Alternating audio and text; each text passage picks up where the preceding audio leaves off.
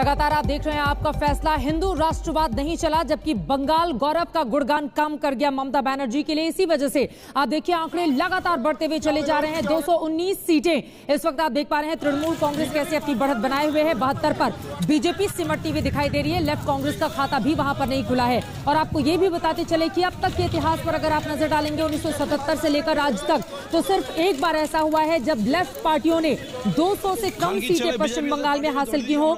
उसके अलावा हर एक चुनाव में 200 से ज्यादा का ही आंकड़ा पार्टियां क्रॉस करती रही हैं। वो परिपाटी अभी भी कायम है और ममता बनर्जी ने तो इस बार कमाल कर दिया है। 2011 और 16 के मुकाबले कहीं ज्यादा बड़ी सीटें ममता बनर्जी हासिल करती हुई दिखाई दे रही हैं। विनोद अग्निहोत्री जी हमारे साथ जुड़े हुए हैं। विनोद जी, 2011 और 16 के भी मुकाबले इस बार तो प्रचंड जीत है ममता बनर्जी की। ये पिछले अपने सारे रिकॉर्ड तोड़ती हुई इन आंकड़ों के जरिए वो दिखाई दे रही हैं।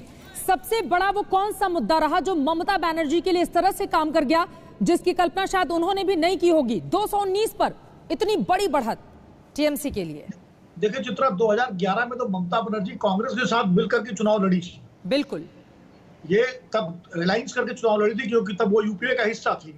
और 2016 में अकेले लड़ी और तब उन्होंने 211 सीटें जीती थी। और इस बार वो 219-220 का आंकड़ा छूती हुई नजर आ रही है। तो मुझे लगता है कि जो आपने कहा एक मुद्दा कौन सा सबसे प्रभावी रहा ममता बनर्जी के पक्ष में, तो मुझे लगता है कि दो मुद्दे जो है, दो चीजें एक साथ क्लब कर गई। पहली चीज, एक तो महिलाओं का एक मुश्त समर्थन और दूसरा जो है बंगाली प्राइड।